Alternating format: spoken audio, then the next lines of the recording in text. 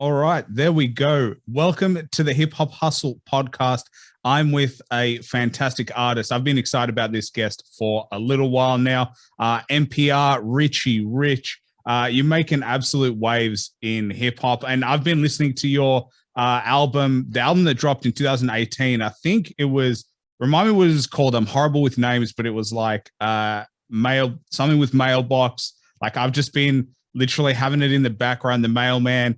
It is absolutely fire. I don't know how you chose all those beats because those beats are unreal, but I absolutely love having you on the show, but I appreciate you coming through, man. Definitely. I think that was the Mailman takeoff, 2018. We went crazy on there. I Yeah. had a lot of features from Atlanta, a lot of the other artists that's independent that was working. I tapped in with a lot of them and we got busy.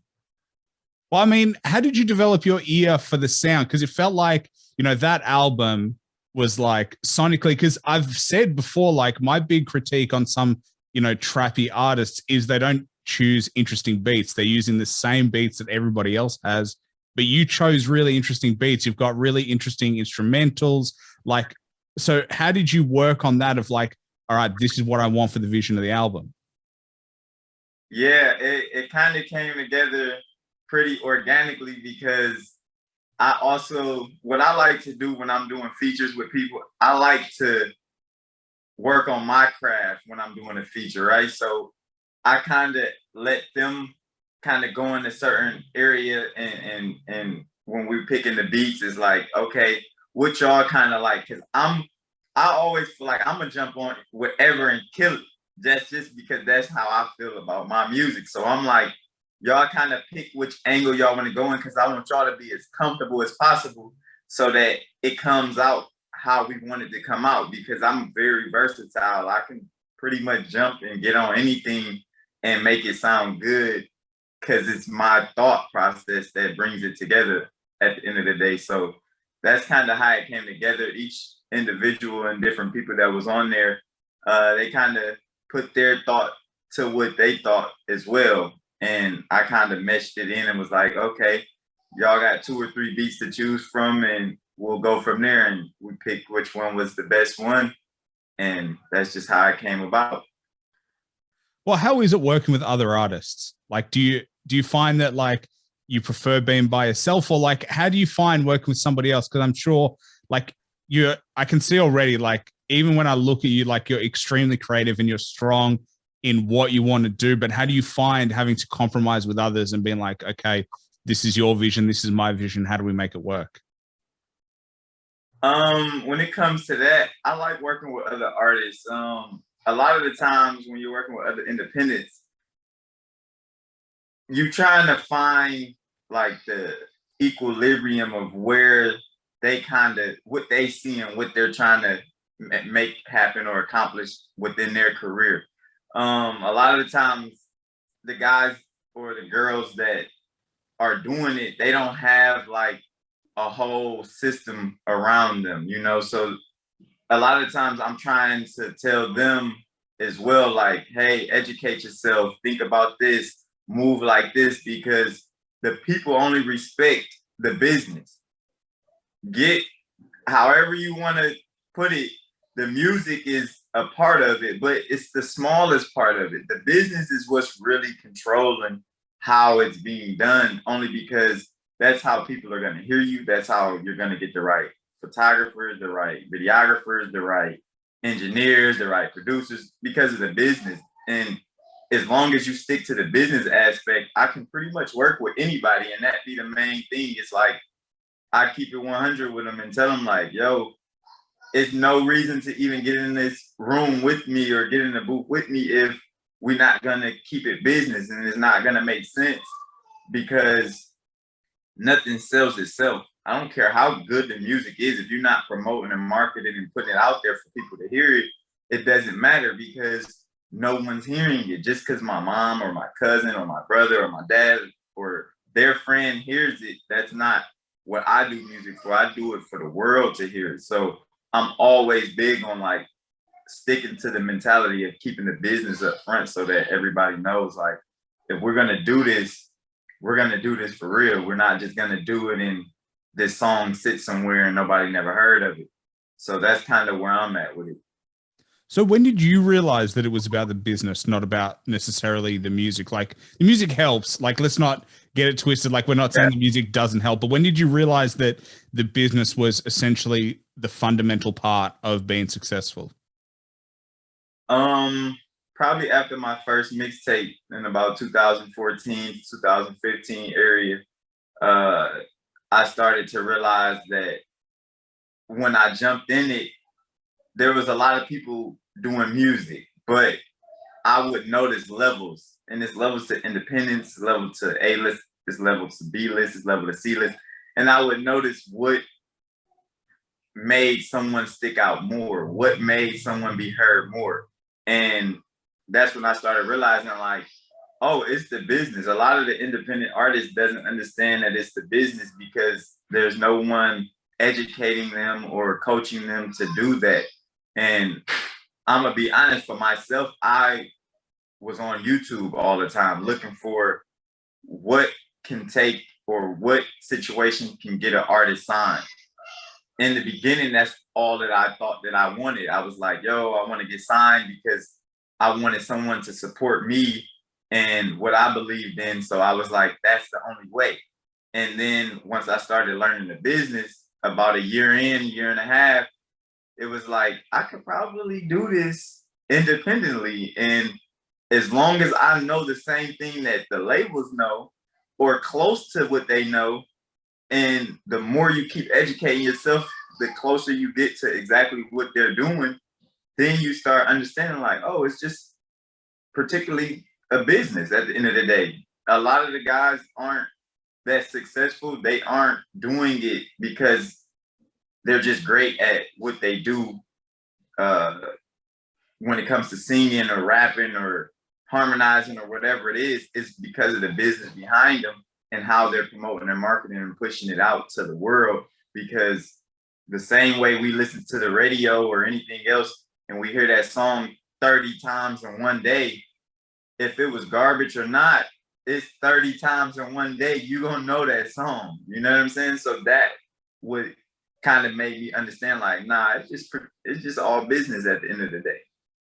So by the business side, do you mean like the actual promotion, like social media, getting your track out in front of people? Because there's also other side of business, which is like signing contracts. There's like, signing deals. There's like distribution companies. There's like so many levels to the music industry that really, I mean, even, I talk to people and I'm surprised. I've spoken to songwriters and their deals are completely different. So like, it is a really complicated industry that I feel like there's not that much, visibility on how it really works. Yeah, that's exactly what I'm talking about. It's the business overall. It's the signing of contracts or the NDAs or whatever part that you're needing to succeed and gain another level. I'm talking about all of that. There's nothing that I'm not talking about when I say business. I'm talking about knowing how to deal with your engineers, knowing how to deal with your producers, knowing how to deal with your distributors, knowing how to even, a lot of guys don't even know how to use independent platforms like TuneCore, like CD Baby, like United Masters or any of these. Like, that's like lower level. You still do a lot on your own type of situations to even get to the next levels of the things like an Empire and things of that nature, where you signing with not necessarily a major, but it's more than just independent. It's something behind you that has a distributor that's pushing out further to the community than what a TuneCore would do, because they have a few more platforms that they can put your music on and a few more outlets and even playlists, selections, and all of that type of stuff. And then you get to the next level, which is actually having a real deal with a label, and that's a whole nother ball game. So yeah, I'm talking about all the business, no matter small, all the way to the big. You got to educate yourself on it, or otherwise you will be just doing something, not understanding why it's not working. Well, do you feel like that's why people sign big label deals or label deals in general?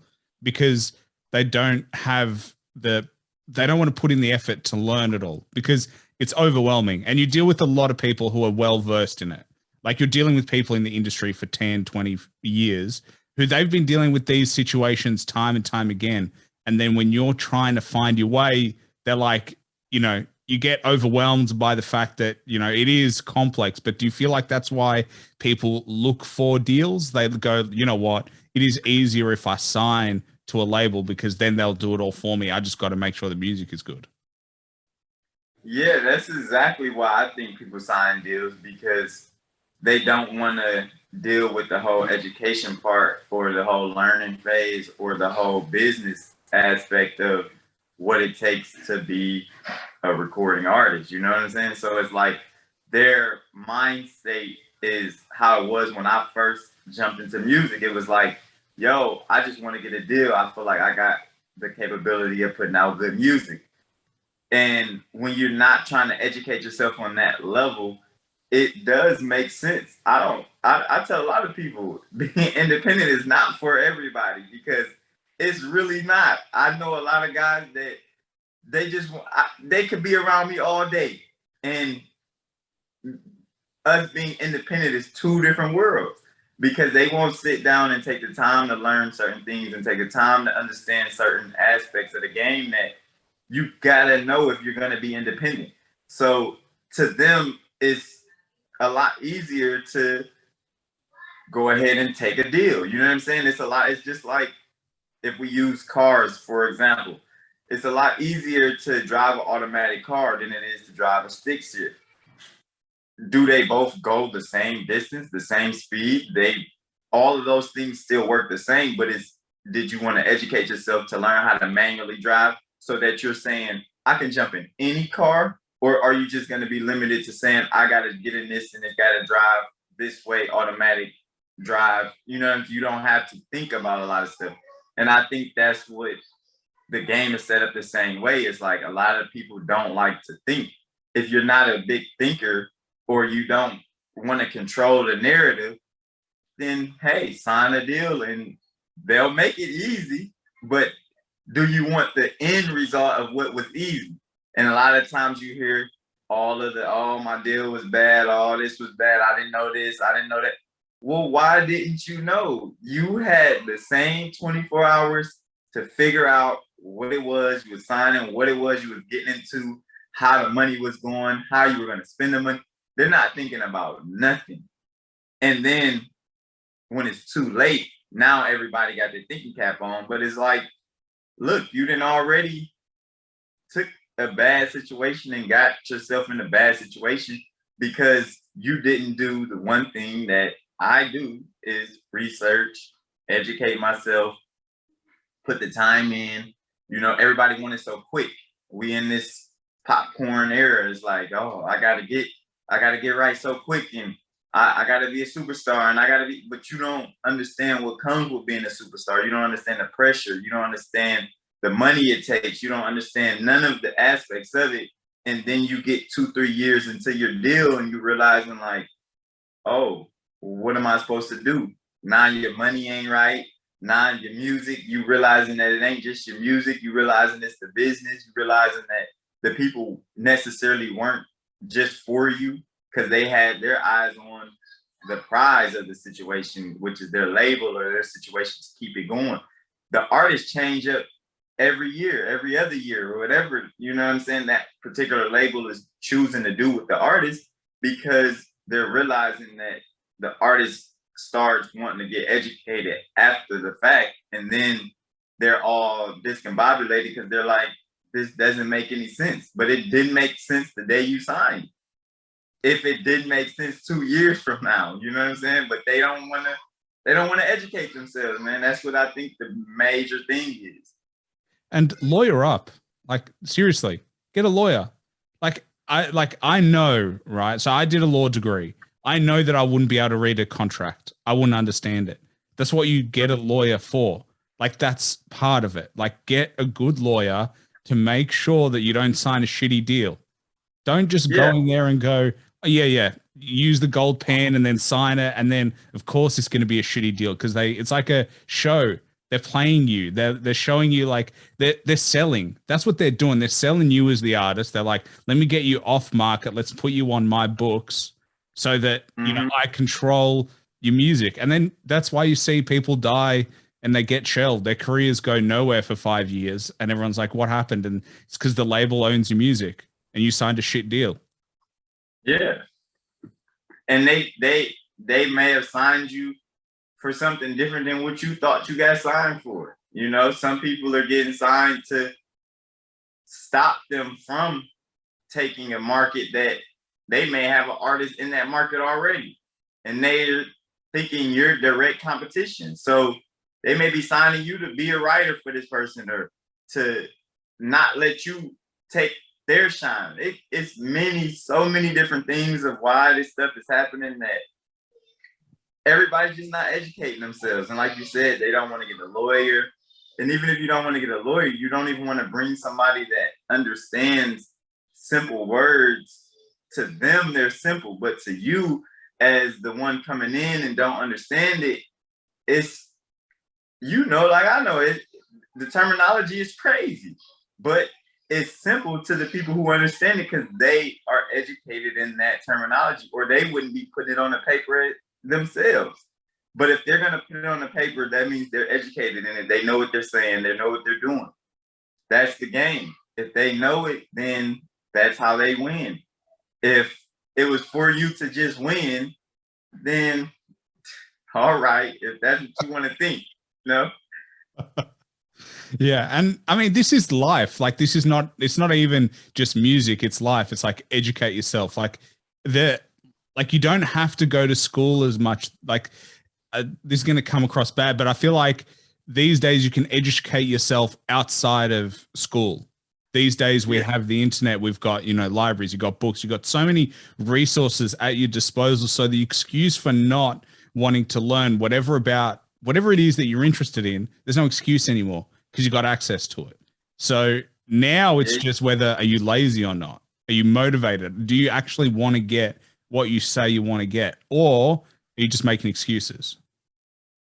Yeah, and a lot of people are just making excuses because a lot of this stuff doesn't take rocket science, and they try to act like, oh, you got to know this, no, all you got to do is figure out what you're doing. Like, if you're not even researching what a good deal could look like, what a bad deal could look like, what you're really worth, what you're really not worth, what really sells. They're not doing none of the research on nothing.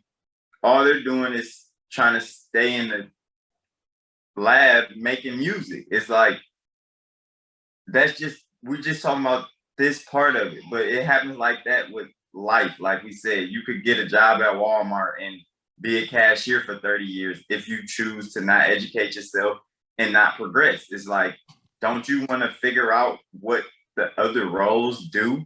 Don't you want to figure out what the manager does? Like, how does someone stay at a certain position for so long and not want to go and figure out how to gain access to the next position? It's like, some people just don't have it in them, and it's because they don't want to educate themselves. It has nothing to do with, is Walmart trying to keep them down? No, they're expecting you to do certain education or certain research. Hey, I've been here 2 years. Should I not be trying to be a manager? Everyone else is here for 3 to 6 months and then they're out. You're evidently doing something different than everyone else that is coming through as the normal turnaround. But these people, it's not hitting their brain to say, okay, what's happening different? How do I change my position? And that's the whole purpose of it. A lot of people just don't want to educate themselves on nothing, whether it's the basic stuff or something as extravagant as being an artist. It's like, it's just all around. It's got to be in you to want better, and if you don't want better, then I mean, you're gonna get what they got to offer you, and that's usually not what the big picture was about at all. Sometimes I think it's just they get comfortable, that it's like, they get tricked into routine. They get tricked into, what's around the corner. So the risk becomes scarier. It's like dating. Like if you've got a partner for a long period of time, being single is scary all of a sudden because you're like, I've been in a relationship for 8 years or 10 years, whatever it might be. So then getting out there and starting again is like, can be scary for people. But like what's scarier is being stuck in a shitty relationship or being stuck in a shitty job. Like that's what I don't understand is like, the thinking is the wrong way around. Like, yeah, it's scary, but like, God damn, you'll make your life better. Like we weren't supposed to stay in the same job for 30 years. We weren't supposed to stay in the same position for 30 years. You're supposed to challenge yourself. You're supposed to get better. Cause like my biggest fear is like, I look back on my life and it's wasted opportunity and I did nothing with it. That's the biggest fear of mine. Yeah, no, and that's a person with ambition and determination and courage and all of these words that mean those same things. But like we said, a lot of people don't have those that get up and go. You watch some people do the same thing over and over and over and over, and never once it crosses their mind that, hey, isn't something supposed to change in my life? It's like that part of the world doesn't exist to them. When I get up every day, I'm like, how do I change the factors of what I have today? How do I gain more? How do I change the narrative? How do I create a new wave? How do I keep up with the times? Like a lot of people are not doing that. They're just getting up and saying, this is what it is. Life sucks. I guess that's how it's supposed to be. And it's like, nah, it's really not supposed to just be like that. You're not supposed to just say, I'm gonna settle for this for forever. It's like everyone wants a handout and wants something given to them, but it's like even the people that are gonna give you handouts are gonna give you something. They're only gonna give you as much as they can that doesn't hurt them. So if they are giving you something, when it gets to a point that it could potentially hurt them, then they're not going to give it to you. But if you're settling for the mere crumbs from my plate, I can't change that from you to say, hey, you might want to eventually get your own plate. That's not how the people think. They're comfortable with just picking up the crumbs and doing that day in, day and out. And it's like, some people, that's just how their thought process and their mind is set up. Can we change that? Not necessarily. I talk about this stuff. I educate people. I give people game. I try to enlighten people all the time, but it's like certain people is going in one ear and out the other. And that's just the way of life, but I came to a point where I respect it because I started having to understand that in life there is levels and people have to be on certain levels. Otherwise, life wouldn't be normal. What would life be if everybody thought like me and said they weren't going to work at Walmart, said they weren't going to work at McDonald's, said they weren't going to work at Kroger's? What would life be? Everybody would be trying to do the same thing and think on the same plateau.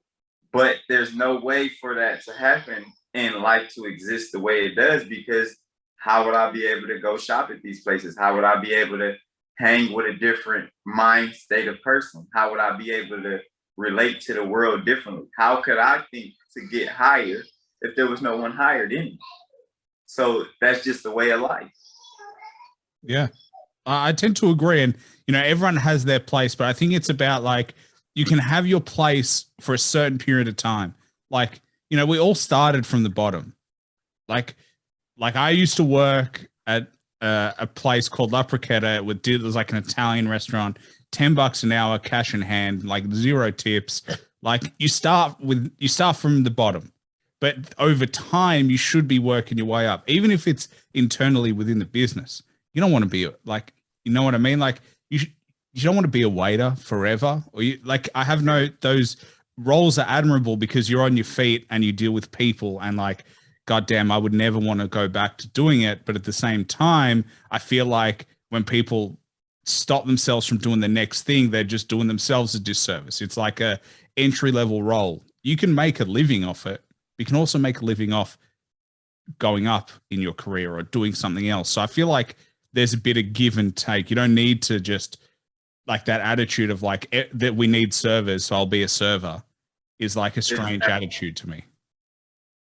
No, that's absolutely right. And it really should be like some type of organization to it. But I think that the people know that it benefits them more to not even say something, because it should be someone at a manager's position or a CEO position or some type of position that should, after a person has been doing a certain thing for a year or 2 years and you know they should progress, it should be some type of push, some type of elevation for that person. But I think that people just allow people to be comfortable, and they at the end of the day, they don't really care, because whether you're there or not, that's how they're playing it, you know? So it's like they just let things be what they are. And, you know, it's not really something that we can change about people. It's just the way people are. Like, people will let you do the same thing over and over and be comfortable, because even some people, when you try to tell them like, yo, you should probably change up what you're doing, like they push back like, nah, I'm okay. I like I like this position. I like this $10 an hour. And it's like, but you know, you could get $12 an hour, you know, you could get $15 an hour, and you could be doing something of the same thing. And it's like, nah, I'm okay. I'm cool with this. And it's like, some people just don't have the drive, you know? Some people get in something and they really get stagnant and stuck in that position. And that's just what they are. That's just who they are. You can't really change that about them. Yeah. Yeah. I feel it. Well, something I'm sure people ask you, because people will go through adversity and people will go through tough times, but like, so what tough times have you gone through? Because, you know, I've read certain things about your past and where you're at right now, but I feel like a lot of people will be like, you know what, MPR, like it's easy for you to say because you're successful, you know, you're making your dreams happen, and 2020 vision, like, you know, it's hindsight. But what in your life, in terms of what about your journey, in terms of the hardships that you've had to get through to where you are right now? There was a lot of different hardships. I mean, I can start back from a kid coming to where I'm at, but there's been plenty of things. You know, I grew up in Detroit, and that's his own hardship in a certain way. Just making it through that, and then, you know, as you get older, you get into different things. Like when I was like 14 to probably like 17, 18, like I was gambling a lot. So I had to get over gambling at one point. I had to get over just the I was small, so I had to always fight just to be like around, you know, because it's like people want to pick on you because you're smaller. So I had to deal with that. Then as I got older, So can I dealt ask with, about the gambling? How did that develop as a kid? Like, so what happened then? it started off as just like playing around. We were shooting dice, and we would just be shooting dice for like dollars and stuff, you know, and it was just like, it was something fun to do. But then it became an addiction because the love of the money, it was like, yo, I can get money like this. And you know, when you see something and it kind of changed your life, like I'm a kid and I win like $500 and I'm like, dang, what if I could do this again? And then you get stuck in that mode, and now you're doing it. And before I know it, I'm gambling every day. Like, I don't want to do nothing else. I'm like, nah, I'll rather just go gamble. And I realized, like, as I went through it, and I started thinking about it in the aftermath, I'm like, so you telling me I was doing all of that to get the money, but I would never even spend the money because I would go back and re-gamble it. So I might win $1,000 and I would lose $1,000. And then I win 500 and I lose 500. So it was like, it was mentally me thinking I was winning. But when I think about what I did with the money, I would always give the money back to someone else or some other person or some other entity because I continued to gamble. So there was no ever point where it was just like I had the money and then I just was able to do whatever I wanted to do. And then I went back and got some more money and did. No, it's a cycle of a ping pong. It's like you going and you're winning, but then you may win and a couple of days later you're giving the money back because you're coming back in that same environment. And you're not always winning. It doesn't work like that. It works wins and losses. So you're gonna lose more than you're gonna win just naturally because you only get one win. You usually get one win and you get 35 losses. You know what I'm saying? You may lose 35 times before you get that one win again, but that's why it's addictive because you're chasing that same win again. And don't get me wrong, I've won lump sums of money. But at the same token, I've lost lump sums of money. And that's when I had decided like I just wasn't gonna do it no more after I started realizing like this isn't making any sense. Like now that I'm coming back home, I just don't want to involve myself in it because it's its own world. It's literally an addiction. And it was like I was doing that all the time, and that consisted a lot of what I did. It was like a lifestyle. It was like, yo, y'all want to gamble? And everybody be like, yeah, you know, and it's just, you might be gambling with 30, 40 different groups of people, but you're always doing it. So it became like a lifestyle, and I was definitely stuck in it. So how did you stop? When I went to prison, when I came home, I said I wasn't gonna gamble anymore. Well, I mean, so because I have so many questions. Like, so you're a teen. So when did you go away? Like, what was that period of time? 21 when I went away. And like 21, 4. And what was that for, if you don't mind me asking? Drugs. Okay, so you're gambling. You're obviously on the streets, and then you go away. What was that like? Obviously, you're extremely young. You know, you're looking at, you know, what your life trajectory is at that point. What is your mindset, and how were you feeling about that?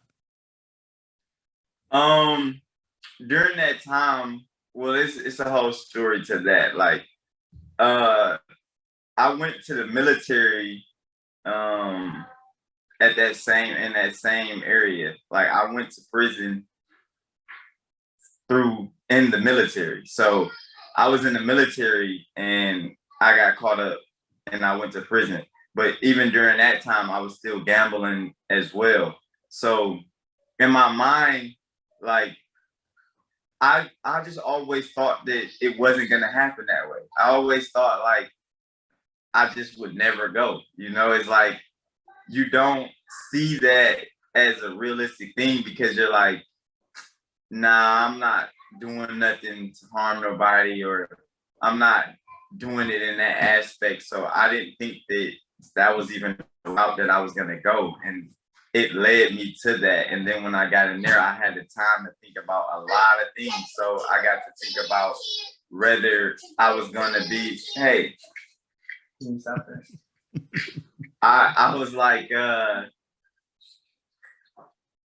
I just lost my train of thought. But basically, when I was locked up, I said to myself, it was a lot of things that I was doing that either A, I probably shouldn't have been doing, or B, that I could be doing better stuff with my time than wasting it. And, you know, when you got time to sit back and think about what's going on, man, I thought about a lot of things that I was doing, you know, and it was just like, I was too busy chasing stuff for the world. You know, I was into materialistic stuff. I was into women. I was into all of these different things that as I sat there with none of these things, it made me realize that I need them. And once I came to the conclusion that I didn't need all of those things, it made me realize like, it's probably time to focus in and get something going. because when I went into the military, I was going there to make a career out of it. And I was going there to do the right thing. And I was going there to get away from Detroit and do a better situation than I was living in. And it kind of threw me off because I ended up getting hurt on the jump. And then I ended up getting prescription meds. Then that turned into me giving them out to people. And then it turned into me from giving them out to people to me getting them for people. And it just turned and snowballed into a whole effect of chaotic stuff that I had no vision of doing that. It just one thing led to another. And before I knew it, it was like, I'm in a world of trouble. And what am I going to do now? So I think that with all of that had been going on, it made me realize, like, what do I want to be known for? You know, I left my city to do something wonderful, like joining the military, and everybody was proud of me, and I blew it, you know, and it was like, dang, how do I come back from that? And the only thing that I could think to come back from it was to pick a career and stick to it. And that's where the music came from. And then that's where I took this whole role, and like, I hold it dear to me now because I'm like, I changed the narrative again. And this time I gotta hold on to this because it doesn't make sense to start over at this point in my life. Like, I just can't see myself starting back to square zero when I've done so much and accomplished so much legitimately, you know? And how long were you away for? Like, what was that period of time? I did 2 years? Yeah. All right. So 2 years away. I mean, that's a long time. That's not like, you know, it's not a 30-year stretch, but 2 years, like if you think about it, people are struggling to be at home for COVID for 2 years. So, you know, imagine what it would be like in a prison, you know, and I mean, you say that you wouldn't want to start again. I don't think anybody wants to start again, but I feel like you could, you know, if shit hit the fan. If I had to, I definitely could. But I feel like you set things up and put yourself in certain positions so that you don't have to. But if I had to, I'm a hustler. I know that I will be able to restart time and over again. But it's a mentality that I'm like, I can do certain things to prevent certain things happening so that I don't have to start over again. But in all actuality, if it happened that I had to, I could definitely do it. I'm not somebody who's weak body, weak hearted. Like, I'm a go getter. So if I had to, yeah, I definitely could start all over, and I would do it a different way. You know, there's many ways to get to where I'm at today. And honestly, it was a challenge for myself. Like, people always ask me, like, who's the competition? What's the motivation? And I don't have a competition. I don't have a motivation besides myself and my kids and my children and my family. Like, that's what I get up and do it for. It's not because somebody else is doing better than me. I don't even honestly pay attention to a lot of the other people. I notice things that other people are doing, but me putting too much thought into what they're doing, I don't really have time for it because I barely have time for myself because I'm trying to fend for a family and a career and trying to make it to a certain level in life that everybody just don't get here, you know? And it's like, even with everything that I'm doing, to have people listening to me musically, to have people following me on Instagram and Facebook and Twitter and all these things, like, that's not even really where I come from with life. You know, I wasn't in that type of world. And to learn social media and to do all these things, it's really like I put myself at a point where it's not too much that I can't really do, you know? Because since I've been home, I've built the house that I'm in. I've built a building before. So I've done some hands-on things that is really not a losing standpoint for me. It's just, if I had to start over, I definitely could. And I think it would take me less time to regain a lot of stuff because of what I've learned and the things that I've become to know at this point in my life. I think it just goes full circle to the chat we had at the beginning, is that the one thing that sticks with you is knowledge. So when you learn things then you can, if shit hits the fan, you still know those things. That's why, you know, all these people go bankrupt and then they make their millions again, is because they already figured it out. They know how to do it. It's just finding the way to do it. That's the hard part. But once you already know, then you know. It's like running. Like if you know a track, you just run that track. You just do it again. It's so simple. But it's like finding your way through, or like driving in a new area you don't really know, so it seems uncertain. You take a left when you should have taken a right. But then when you know, you just go through that road again. Yeah, you just get up and do it. Like, that's exactly how it is. It's once you know enough things, it's just you decide on what you want to do then. You know, it's like I think that I would have been okay just being a contractor or a builder, you know, if that's what I would have chose to just stick with. But it was like I seen something further. You know, I was good at promotion and marketing, and I could have just been a promotion and marketing guy for somebody else, and I would have been okay. You know, it's like a lot of the things that I learned, it just was what did I want to do, you know, and the reason I do music because that's what I wanted to do, you know, and the reason why I do music was because of my family. So with those two things coinciding, it's always a good day for me. It's like, okay, am I getting up for my family? I am. Am I getting up and I'm doing something musically? I am. I'm happy. And that's the key, that you're happy. One of the things I actually did want to ask you about is obviously you've got probably one of the most unique hairstyles in hip hop. And I first noticed it in your Demon music video.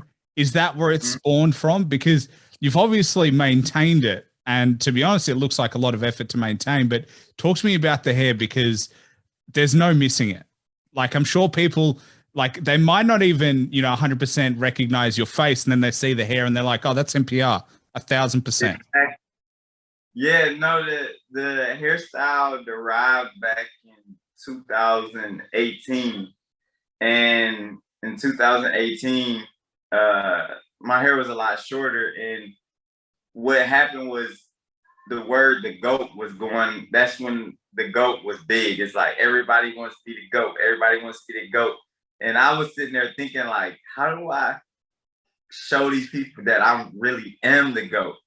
So I was like, that's what I'm gonna do. I'm gonna put some horns in my head.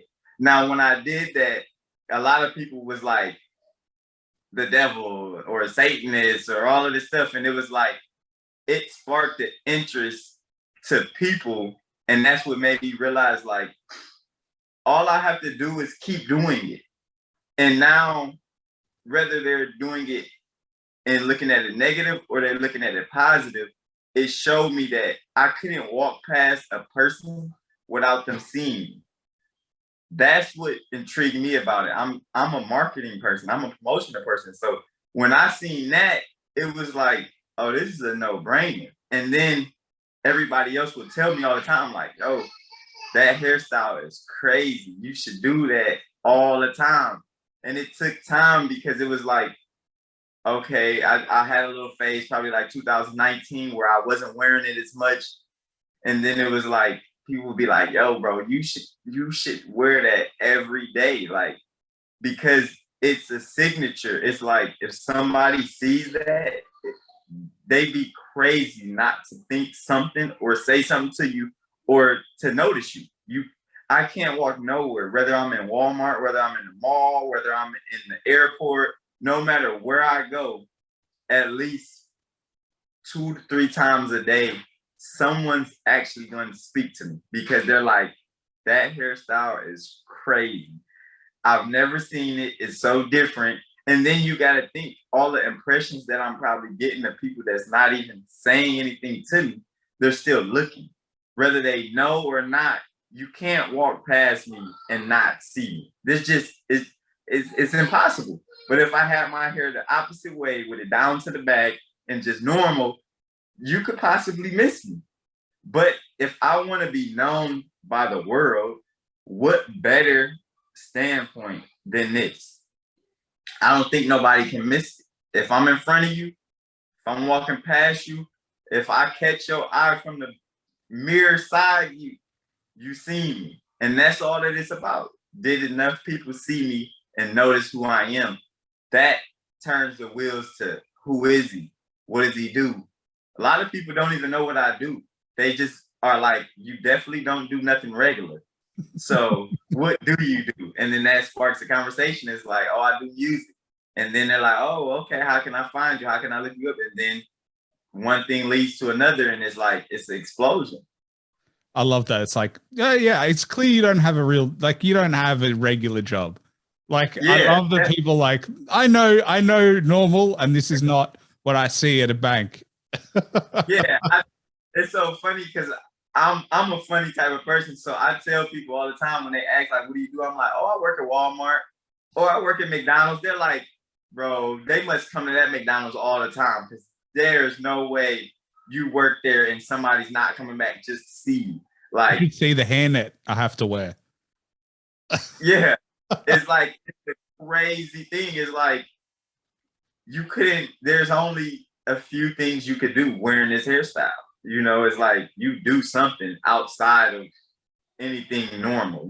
You're in the entertainment some way, shape, or form. You know, and I get a lot of people that compare it to like Loki or Hellboy, and it's like that's like something that around Halloween it would make sense.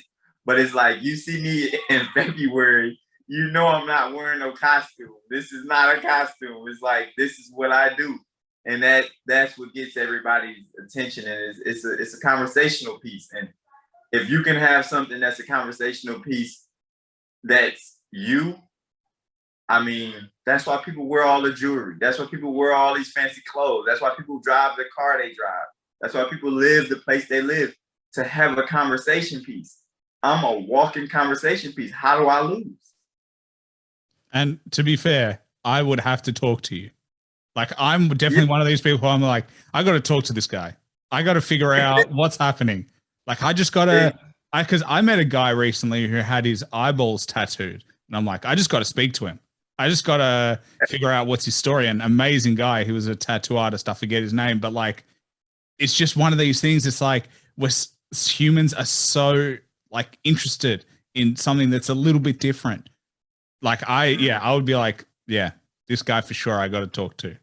No, I get that you would be like, they came up and spoke to you, and I'm like, yeah, they had to speak to me. Like, I don't think I go anywhere that there's a security guard that they don't purposely move differently just to say something to me when I'm about to get patted down or about to check my ID or something. It's like they'll purposely do something, and we call it every time, like, watch, they're gonna do something.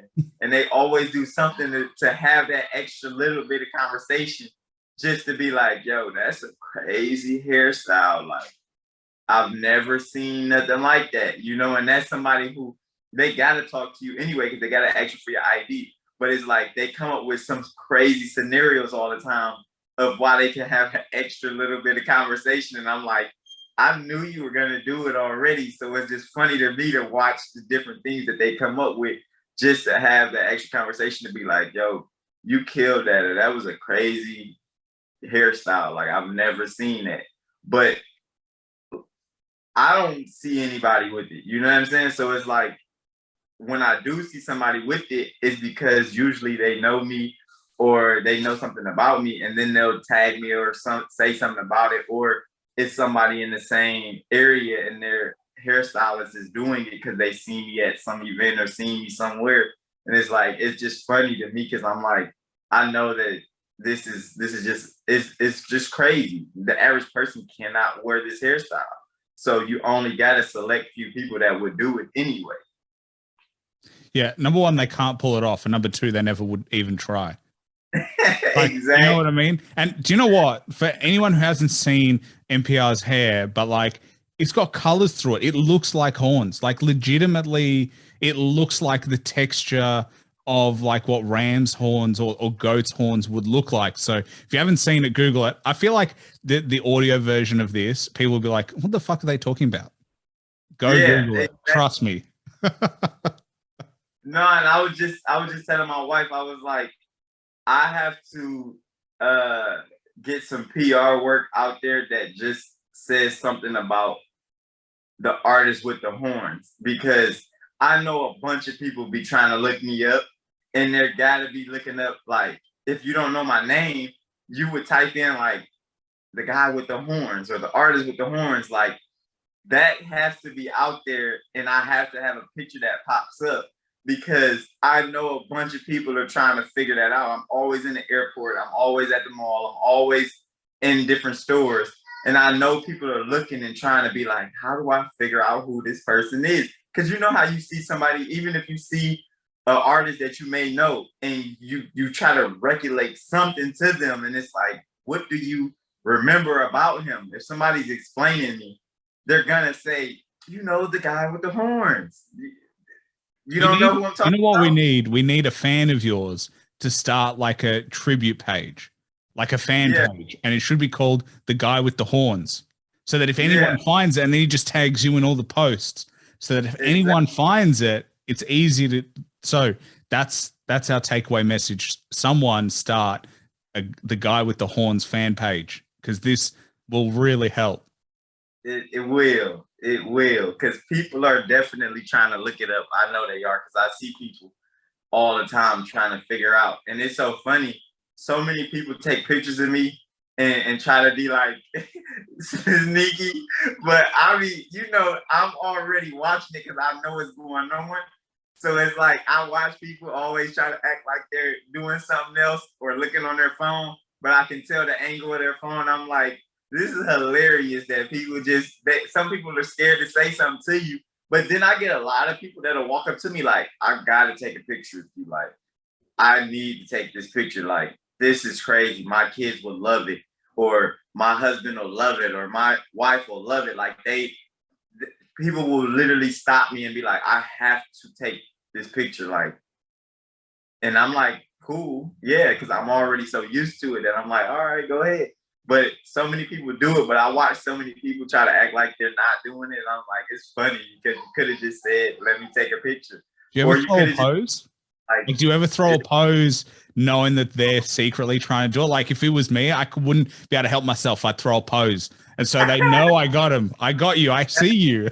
I'm about to start doing that for sure. When I see somebody and I know, oh, yeah, like they're going to be like, oh, man, this guy's crazy. But yeah, oh, you get to freak them out, because if that's their worst nightmare. Their worst nightmare is to be caught taking a photo. So if you throw a pose, then you catch them all out, and then they have no choice. They either don't take the photo or they got to come talk to you. It's like you force them to do it. Mm-hmm. No, definitely. Well, have you had any artists talk about it? Like, when you're collaborating with them, what do they think about it? You know, what are artist reactions? Because obviously fans love it. Fans love that kind of stuff. But what do artists think? No, it's crazy because most of the artists that I run into and that we talk like when we're in the same room, it's like, yo, you killed it. Like, most of the artists love it because to them it's like, bro, that sets you apart from everybody doing anything that you do. That it intrigues them, because as an artist, every artist is trying to separate themselves and look different. No matter what it is that they're doing it, whether they are doing it with the clothes that they wear, the shoes that they wear, the car that they drive, the jewelry that they wear, the way that they look, the way that they color their hair. Like, every artist is trying to look different. And when they see me, they're like, yo, you mastered it. You killed it. Like, I have never had an artist that said anything other than positive things about how separated I made myself from every other artist. Like, you're the only one that's gonna look like that. And that's a big point to me, is like, everybody that I run into that's artist, they're like, yo, you killed it, bro. I ain't gonna lie to you. Even if they didn't want to compliment you, they have to, because it's like, that's the artist's goal, is to be separate in their own individual entity. And it separates me from everybody. Like, it just separates me.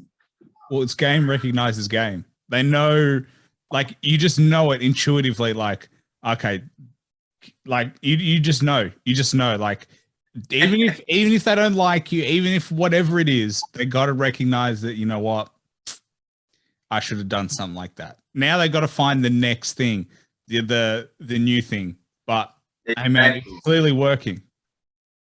No, it's definitely working. It's working overtime because, like I said, it makes people that a lot of the people probably would never even listen to my music, but they still have to notice who I am.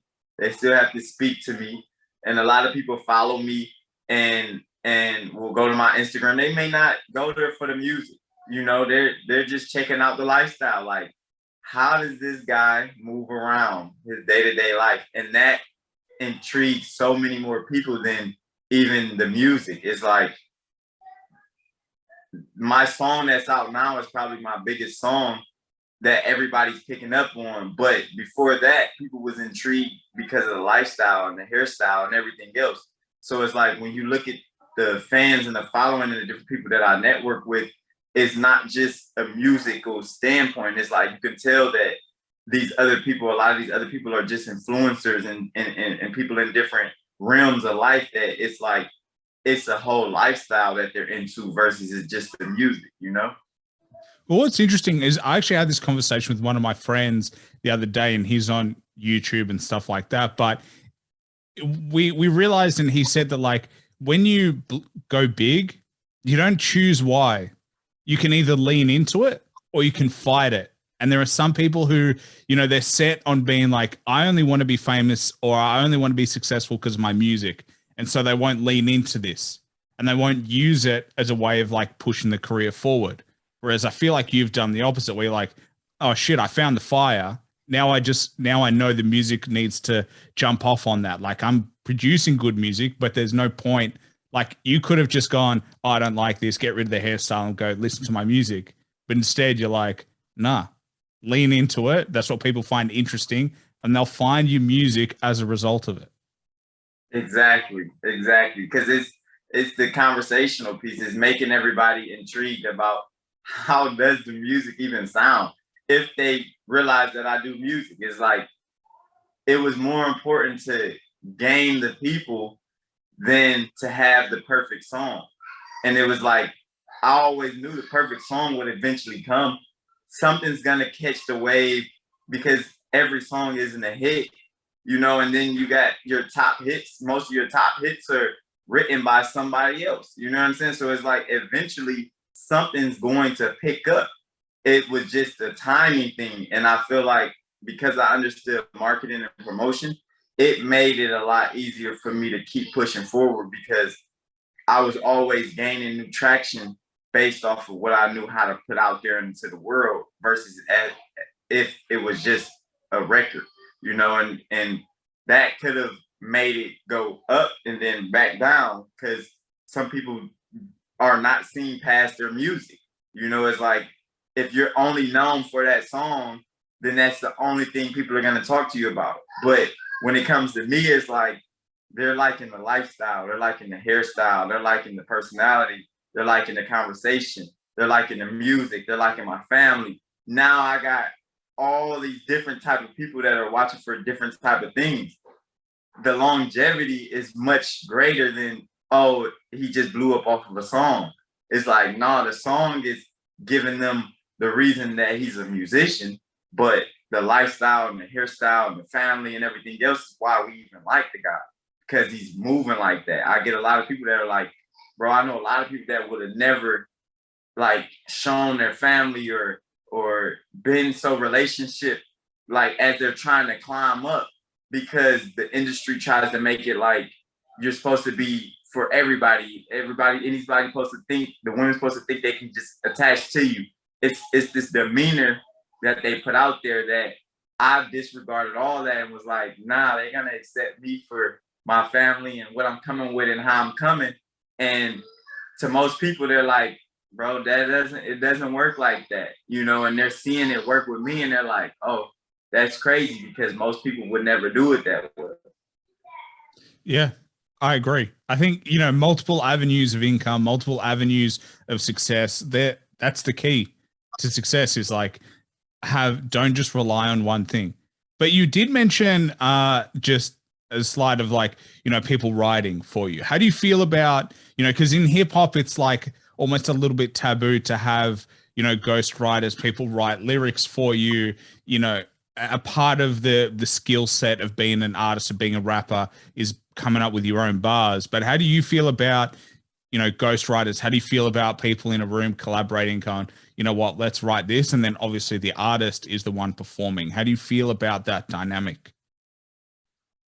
I understand that it's a business, and that part of me, like, I'm not the artist that's like, I'm against it. You know what I'm saying? My career has just been derived on me writing because it's just the way that it was set up. In the beginning, you're only doing music because you're writing. You know what I'm saying? It's like you don't start off talking about I'm about to be a rapper and somebody's writing your lyrics. That's usually not how it starts off. So you usually start off because it's you doing your own thing. And then I'm seeing as you elevate and you get to certain positions and you get in certain rooms, then that's where the ghostwriters and the rest of these people come along, because it's like now everything needs to be polished. Everything needs to sound a certain way. Everything needs to be a hit. You want hit after hit after hit. Just you writing if you're not the best writer in the world, you're not gonna write a hit after hit after hit. Certain things start coming into the picture, and I understand that. And now I'm at a point where I'm like, I get it, why it's like that. But I'm not the artist that's like, no one could ever write for me, or you know what I'm saying? It's like that doesn't even make sense, because if you talk about the business, there's many different levels. Is it great that you know how to write? That's cool. Is it great that you know how to perform? That's cool.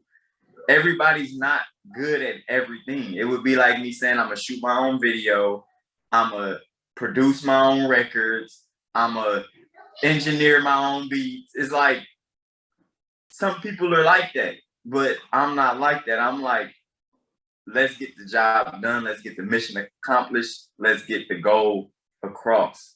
That's the type of artist I am. I'm not it gotta be like this, it gotta be, nah. If the business makes sense and we can make some money and we can get further together, hey, put me down.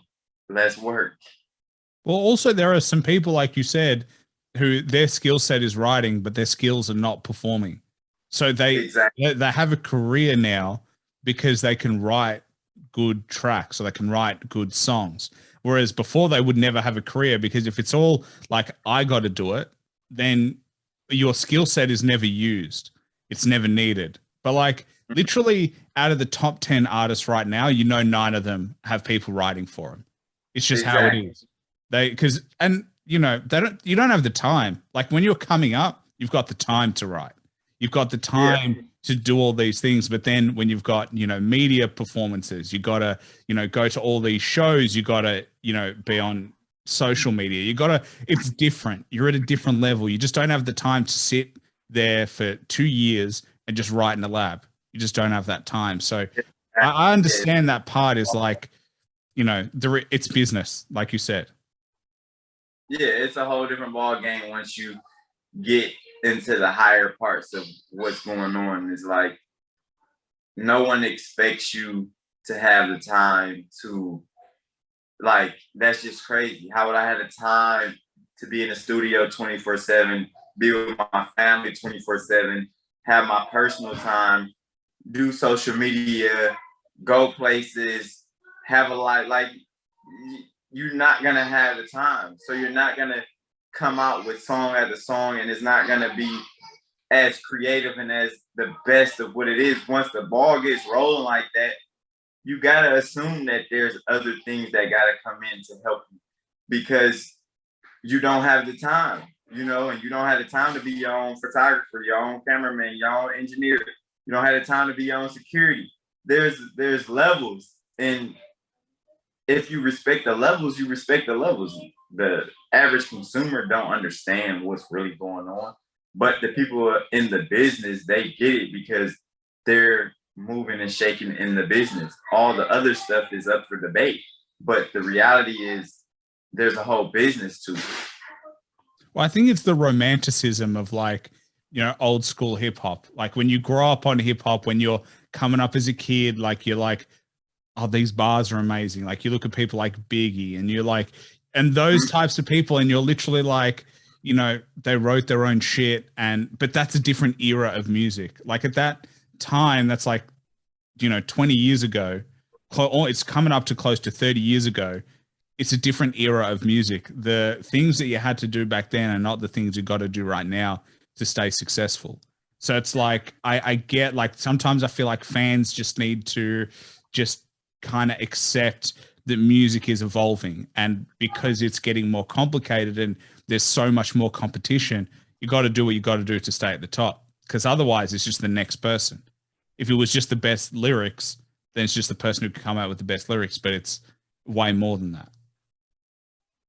Yeah, but I think that they don't even realize that even back then, when you talk about the Biggies and the Tupacs and all those type of people, they had writers in there with them too. They would have 2-3 people in their sessions. They might be writing some of the lyrics themselves, but they still had writers in there with them on certain occasions, just because it just made sense for what the situation was. And it just depended on how busy they were and what all they were doing. I think with today's society, how much stuff an artist is expected to do is a lot different than what an artist was expected to do back then. You didn't have to control social media and your own media and all the rest of the stuff back then. Yeah. And, people like Dr. Dre. Dr. Dre is one of those people who he never wrote his own lyrics, but no one, like, you're just like, that's what it is. Dre is a fantastic producer. He has a fantastic voice. He doesn't have the skill set of being able to write his own shit. That's fine. But he still produces amazing music. So what would you rather? Would you rather he just doesn't exist as an artist, or would you rather he exists as an artist in the way that he does right now? I feel like, you got to choose. You can't have it both ways. Like you can't get annoyed at an artist who doesn't write their own stuff if you love their music. That's just how they made it. Yeah, it's all a mindset. It's all a mindset. That's it. Well, man, I do have one more question. It's the only question that I have that I actually planned for the podcast. It's probably going to be the hardest question that I ask you. But if you had to recommend one album that everybody should listen to at least once, cannot be your own, can be any genre of music, what would it be?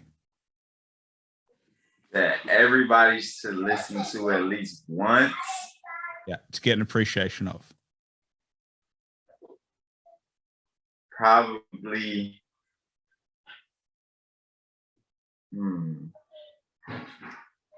it's not really tough because I want to say a couple different people, but I would say for what I'm appreciating right now, Nipsey's last album, Victory Lap, like you gotta listen to that album because it'll give you a different type of appreciation to what he brought to the game, because a lot of people didn't really pick up on him until a lot of the stuff started happening on a major scale. Like he, of course, he was who he was, but I don't think the world really understood like what he was about to give them on another level and what he was giving them even then, like all the way up to the legacy.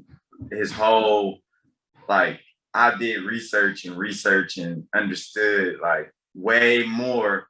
And I was a fan and understood him while he was here. And it was like, to learn even more about him was like, I don't think that people understood like where he was really at with it. Yeah. And obviously, and you're the first person to mention Nipsey actually on the show as the album that they should listen to. But yeah, obviously he's, passed way too soon, and his legacy that he left on music is still being felt today. So definitely one of the people that people should check out. But man, as I said, appreciate you coming through. MPR Riche Rich, cannot miss it. The guy with the horns. We're coining it right here, right now. Did I say corns? The guy with the horns. Right here, right now. Man, what's coming for 2022? What do you want to shout out? Is there anything you want to plug before we finish up? I just want to shout out God and my family and everybody on my team and just everybody in the world that may be going through something. Like 2022, we all living in the moment. Like the past gonna be the past, but we still fighting for the future. And the best way I can tell you to do that is to just live in the moment. And that's just what I know, that everybody should be 2022 living in the moment. I love that as a message. And, for all of us, we're all hoping that we can get into the next chapter. We said that for 2021, but obviously for 2022, we really got our fingers crossed, but keep thinking positively. And, this podcast was all about, mindset. If you get yourself in the right mindset, if you believe in yourself and you want to achieve more, you can definitely do that. Yes, sir. Well, man, as I said, appreciate you coming through. And next time, hopefully you can do a tour down in Australia. We can do this face to face. Yeah, we got to do that. We got to do that. Gotta happen.